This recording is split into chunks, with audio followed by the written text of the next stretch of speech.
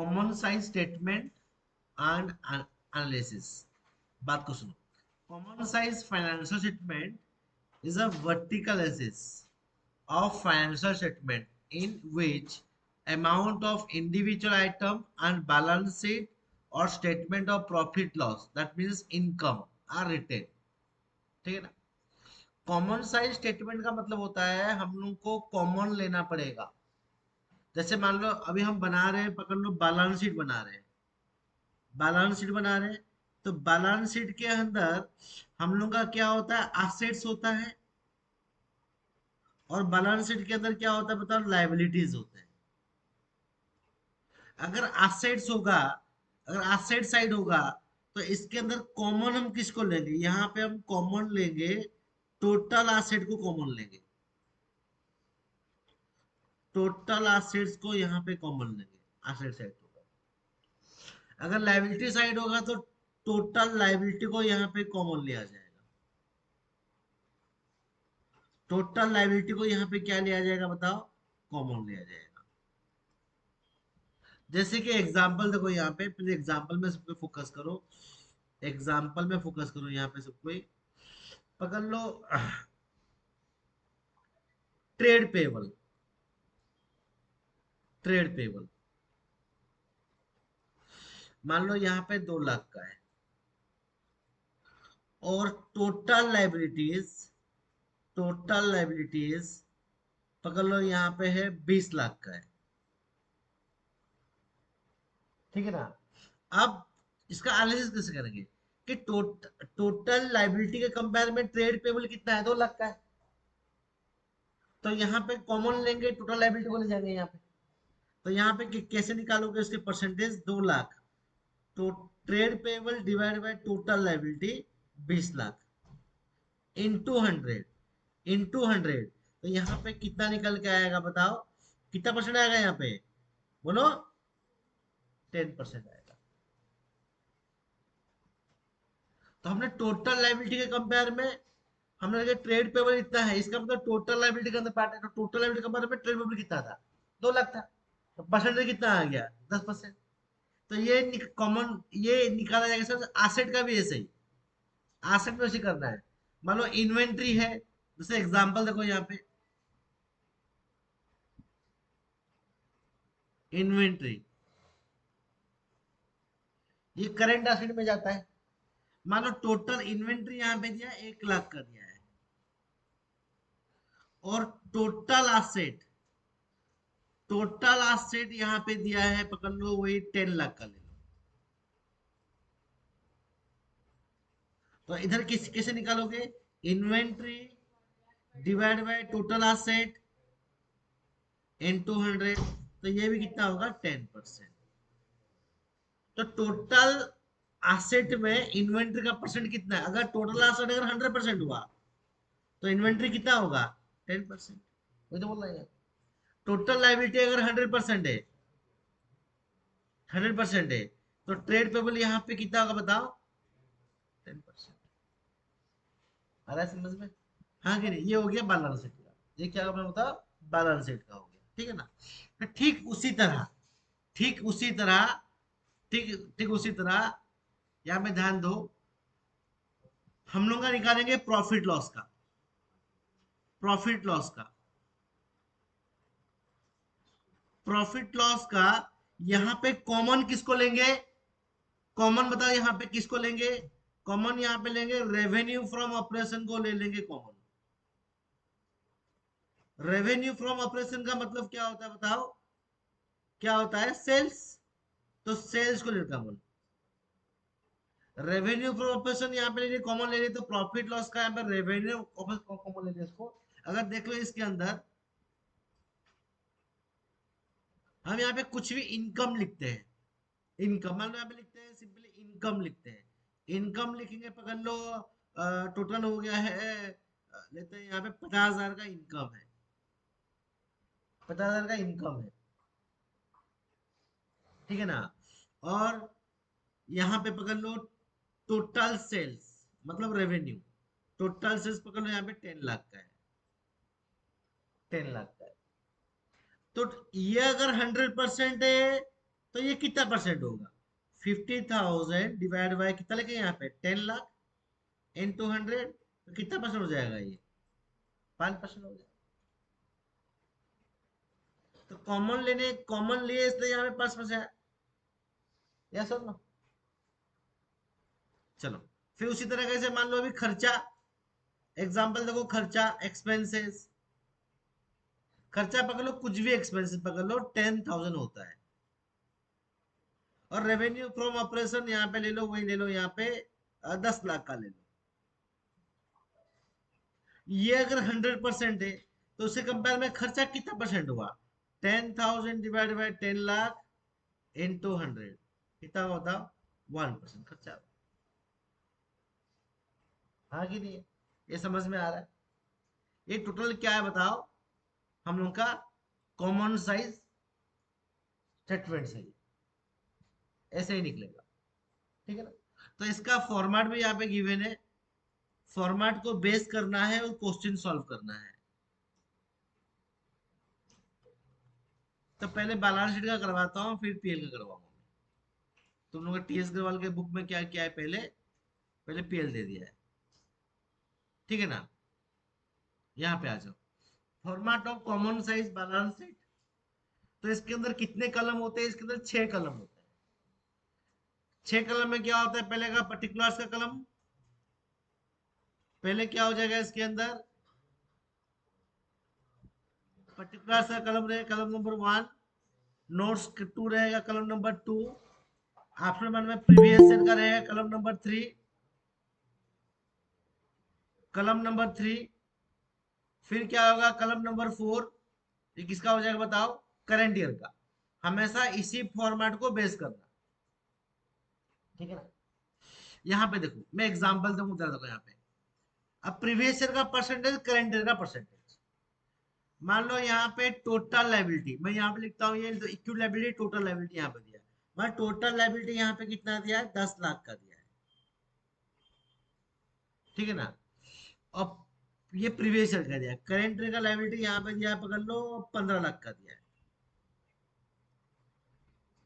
15 लाख का दिया है। तो 15 लाख का अगर लाइबिलिटी दिया है यहाँ पे, ध्यान दो इधर, हम लोग के इक्विटी शेयर कैपिटल पकड़ लो, यहाँ पे था 2 लाख, यहाँ पे था 2 लाख का, 2 लाख का। फिर 15 लाख का, 15 लाख का पकड़ लो, यहाँ पे आता है, पकड़ लो 5 लाख आता है। अब कंपेयर करेंगे तो क्या, 2 lakh divide by 10 lakh, 2 divide by 10 into 100, yes. तो यहाँ पे कितना निकल के आया बताओ? तो शेयर कैपिटल का परसेंट यहाँ पे कितना आएगा? प्रीवियस ईयर के हिसाब से यहाँ पे कितना आ जाएगा बताओ? तो 5 लाख डिवाइड 15 लाख, यहाँ पे कितना आएगा बताओ? 5/15 यहाँ पे कितना आ जाएगा यहाँ पे? बताओ ये कितना परसेंट यहाँ पे आएगा? 5/15 कितना आएगा रे? 33.33%, 33.3%। ठीक है ना? तो इसी तरीके से कैलकुलेशन किया जाएगा। ईच एंड एवरी आइटम का लोगे तो हमेशा कॉमन किसको लोगे? हम लोग का लाइबिलिटी और टोटल लाइबिलिटी कॉमन ले जाओगे। अगर मान लो एसेट होता है, मान लो यहाँ पे टोटल एसेट यहाँ पे 10 लाख का होता है, यहाँ पे भी 10 लाख लिखते हैं, और यहाँ पे भी लिखते हैं 15 लाख लिखते हैं। यहाँ पे पकड़ लो अभी टोटल, पकड़ लो इसके अंदर आता है पीपी, पकड़ लो यहाँ पे 1 लाख का होता है, 1 लाख का पीपी होता है। तो 1 लाख डिवाइड बाई 10 लाख, तो परसेंटेज यहाँ पे कितना आ जाएगा? 10%।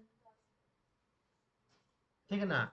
और लिखते हैं यहाँ पे 7,50,000 का है, तो 7,50,000, 7,50,000 डिवाइड बाई 15 लाख इंटू 100, यहाँ पे कितना आएगा बताओ? यहाँ पे कितना आएगा? ये हो जाएगा आधा, 50%। हाँ कि नहीं है? ठीक इसी तरीके से कैलकुलेशन करना है।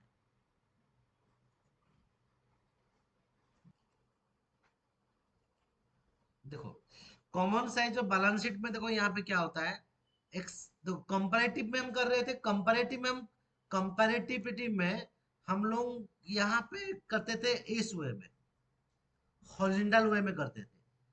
मगर कॉमन साइज में क्या करना पड़ेगा बताओ? वर्टिकल करना पड़ेगा, ऐसे। ये दिमाग में रखना है। जैसे कंपैरेटिव में ऐसे होता है, ऐसे कंपैरेटिव होता है, कॉमन साइज में ऐसे।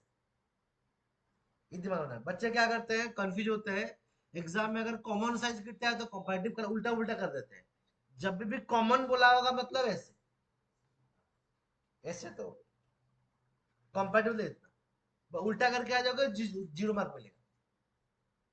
दिमाग में रखो, कॉमन का मतलब होता है ऐसे, कंपैरेटिव का मतलब होता है ऐसे। एक को याद रख लो, हो जाए कॉमन। ठीक है ना। चलो, तो यहाँ पे क्या बोला है, शेयर होल्डर फंड यहाँ पे कितना दिया है, देखो 20 लाख का दिया है। ठीक है ना। ये देखो, ये हमेशा ये भी चेक करना है 2019 क्या है बताओ। ये है 18 है, तो 18 मतलब क्या होगा, ये प्रीवियस ईयर। ये क्या होगा पता, करंट है, पर इसको भी ध्यान देना है पहले। हुआ। फिर देखना है शेयर होल्डर फंड 20 लाख का है, इधर 10 लाख का है। करंट का 20 लाख का है, प्रीवियस का 10 लाख का है।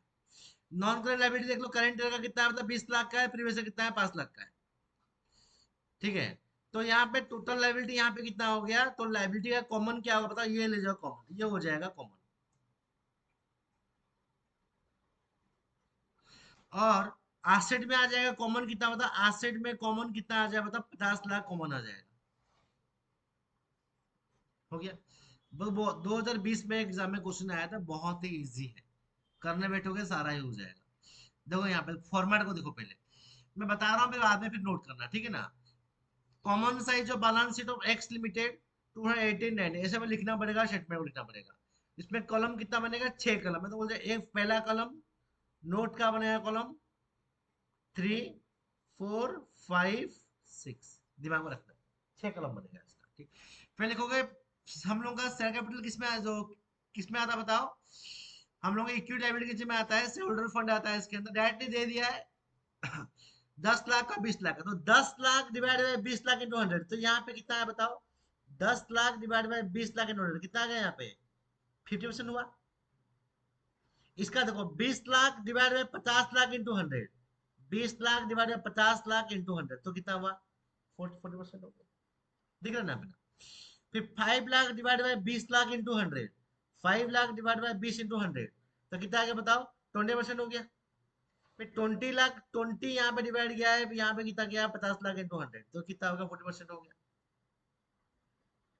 ठीक है ना। फिर इसी तरीके से किया जाएगा बताओ, इसका टोटल लाइबिलिटीज को यहाँ पे कॉमन करके निकालना पड़ेगा, बहुत ही आसान है, इजीली हो जाएगा। ठीक है ना। फिर देखो एसेट में आ जाओ, एसेट में देखो यहाँ पे क्या बोला है, ध्यान दो, एसेट में यहाँ पे क्या बोला है, कि यहाँ बोला है कि देखो 12,50,000 यहाँ पे क्या होता है बताओ, नॉन करंट एसेट है। टोटल एसेट यहाँ पे कितना है, 20 लाख का है, तो यहाँ पे लिखोगे 12.5 डिवाइड बाय कितना होगा, 20 into 100, 62.5%। इसका देखो 30 लाख दिया है, यहाँ पे 50 लाख है, तो कितना होगा, 30 डिवाइड बाई 50 into 100, कितना आएगा, 60% आ गया। तो हमेशा देखना यहाँ पे टोटल एसेट का यहाँ पे क्या रहेगा बताओ, यहाँ पे रहेगा 100, ये 100 रहेगा, इसके कंपेयर में कितना परसेंट है, टोटल एसेट का रहेगा, टोटल लायबिलिटी का रहेगा, 100% रहेगा, इससे कंपेयर में कितना परसेंटेज यहाँ पे आता है, कितना परसेंट यहाँ पे आता है। ठीक है ना। तो काम करो, क्वेश्चन को पहले सॉल्व कर दो। मैं थोड़ा जो ऑनलाइन देख रहे हैं तो थोड़ा पॉज करके देख सकते हो उसको, देख लो, प्रॉफिट लॉस के आइटम में आ जाओ, स्टेट कंप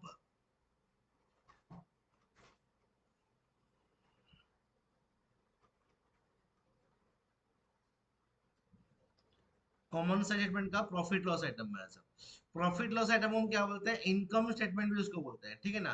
तो प्रॉफिट लॉस आइटम में तुमको ध्यान देना है यहाँ पे, कि यहाँ पे पहले तुमको प्रॉफिट लॉस में क्या करोगे, कॉमन कॉमन किसको लोगे बताओ, यहाँ पे कॉमन लोगे, रेवेन्यू फ्रॉम ऑपरेशन को कॉमन लोगे, किसको लोगे, रेवेन्यू फ्रॉम ऑपरेशन कॉमन लोगे। यहाँ पे ईच एंड एवरी आइटम को कॉमन किसके बेस पर निकालोगे परसेंटेज, रेवेन्यू फ्रॉम ऑपरेशन के बेस पे निकालोगे परसेंटेज। ठीक है ना।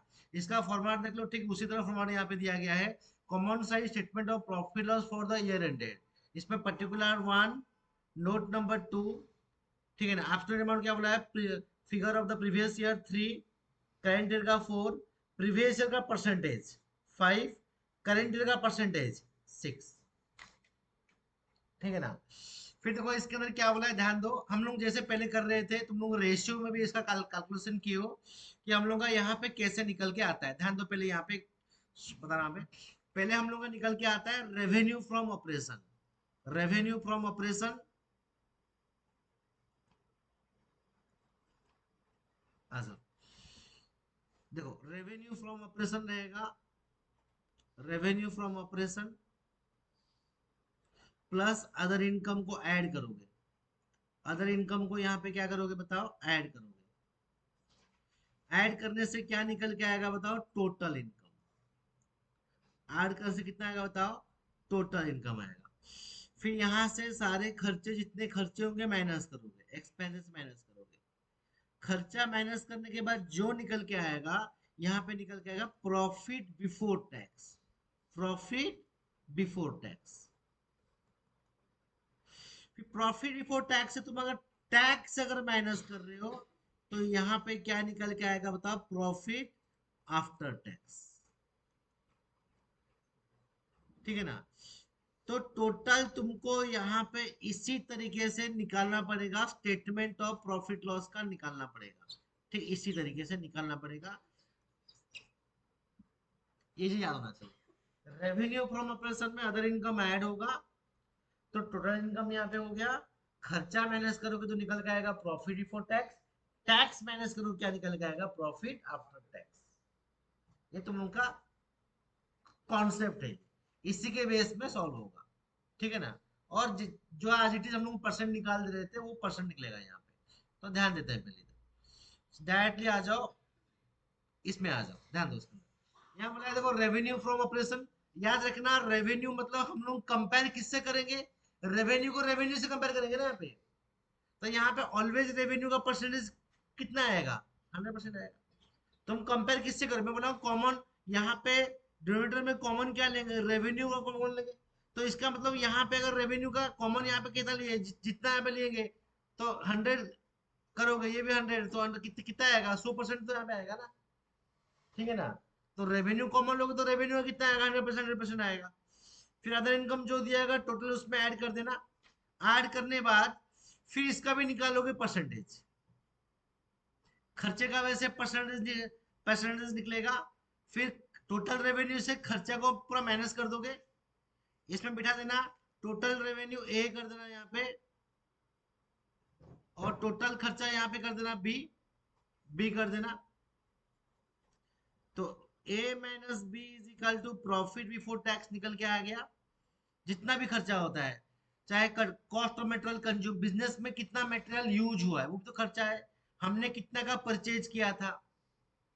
और चेंज इन इन्वेंट्री का मतलब होता है, याद रखो, opening stock minus closing stock. Opening stock minus closing stock. फिर एम्प्लॉय का इतना खर्चा, फाइनेंस कॉस्ट का इतना खर्चा, ये सारा खर्चा माइनस करने के बाद निकल के आएगा प्रॉफिट बिफोर टैक्स। फिर टैक्स माइनस कर दोगे यहाँ पे, फिर निकल के आएगा प्रॉफिट आफ्टर टैक्स निकल के आ जाएगा। ठीक है। क्वेश्चन करते हैं, समझ में तुमको आ जाएगा। ध्यान दो, इसका एक ही क्वेश्चन करते हैं, क्लियर हो जाएगा इसके अंदर। चलो, प्रिपेयर कॉमन साइज स्टेटमेंट यहाँ पे बोला है। तो इसमें क्या दिया है देखो, रेवेन्यू फ्रॉम ऑपरेशन यहाँ पे कितना दिया है, 10 लाख का दिया है। 23 का कितना बोला है, 7,50,000 दिया है। तो ये कॉमन है, हमेशा रेवेन्यू को हम क्या लेंगे, यहाँ पे कॉमन लेंगे, ये कॉमन ले लिए इधर। पहले देख लो, बाद में नोट करना। जो ऑनलाइन बच्चे कर रहे हैं पॉज मार के बाद में लिखना। ठीक है ना। ध्यान दो, पहले समझ लो चीज को, पहले समझोगे फिर बाद में लिखोगे। ठीक है, टाइम तुमको दूंगा मैं, डोंट वरी। फिर अदर इनकम यहाँ पे दिया है, 1 लाख दिया है और 70,000 दिया है। फिर ये सब क्या था, ये हो गया हम लोगों का ए, इनकम वाला पार्ट। और ये सब कितना आ गया बताओ, ये खर्चा वाला पार्ट हो गया बी। तो ए माइनस बी, तो यहाँ पे निकल के आएगा प्रॉफिट बिफोर टैक्स।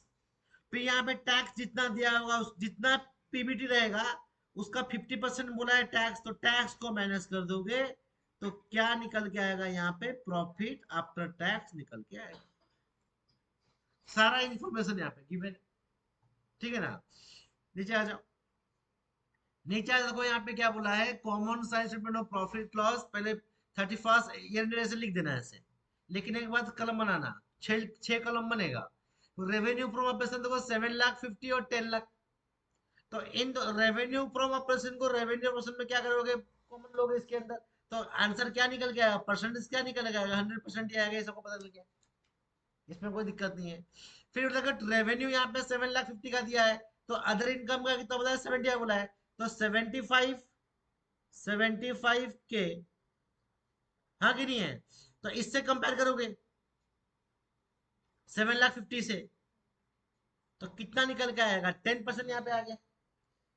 ठीक उसी तरीके से अदर इनकम में 1,00,000 दिया है, 1,00,000 को 10,00,000 में कंपेयर, हाँ कि नहीं है, यहाँ पे कितना निकल के आया, 10% निकल के आ गया, 1,00,000 डिवाइड बाई 10 इंटू 100 निकल के आ गया। फिर टोटल को ऐड कर दोगे, देखो ये कितना होगा, 8,25,000 हो गया, और 24 में देखो ऐड कर दो कितना हो गया, रेवेन्यू कितना, 11,00,000 हो गया। समझ में आया कि नहीं आया। अब इसका भी कंपेयर करो, किसे बताओ, 8 अभी देखो 7,00,000 से 7,50,000 है, तो 8,25,000 डिवाइड बाय 7,50,000 इंटू 100, तो यहाँ पे कितना आ गया बताओ, 110% हुआ। ठीक उसे 11,00,000 को डिवाइड करोगे 10,00,000 में, डिवाइड करोगे इंटू 100 मारोगे, तभी यहाँ पे कितना निकल के आया, 1। अगर इन दोनों को ऐड भी करोगे तो इतना हो रहा है कि नहीं हो रहा बताओ, ठीक है ना। तो ये सही, ये हो गया टोटल रेवेन्यू, यहाँ पे निकल के आएगा विथ परसेंटेज निकल के आ गया।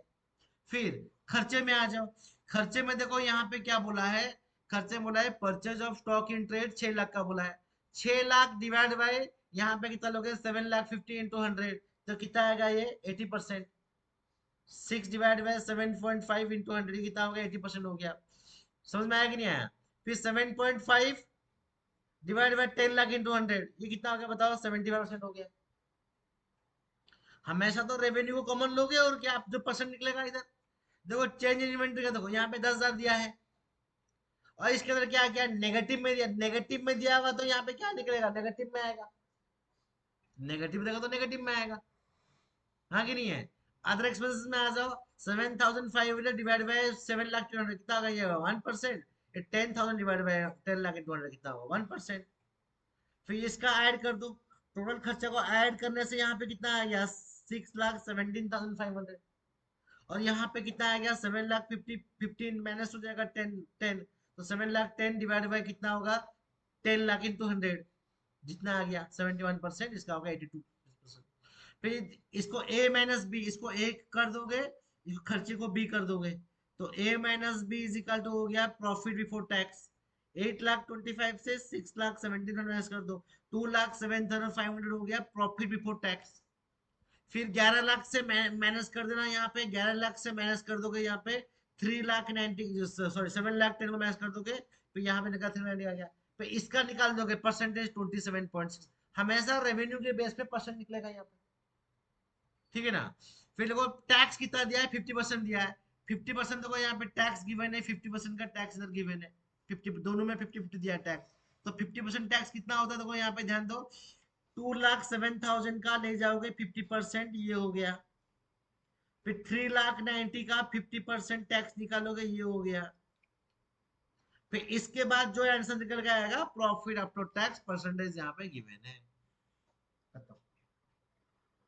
बुक का जितना भी इलुस्ट्रेशन है, बुक का जितना भी एक्सरसाइज है, सारा अगर कर लोगे कंपैरेटिव कॉमन साइंस में, पक्का तुम लोग का 4 मार्क एग्जाम में आता है, और 4 का 4 तुमको मिल जाएगा।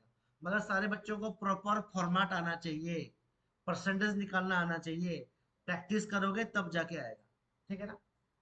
ठीक है ना, क्लास को भी एंड कर रहा हूँ, कंपैरेटिव कॉमन साइंस हमको समझ में आ चुका है।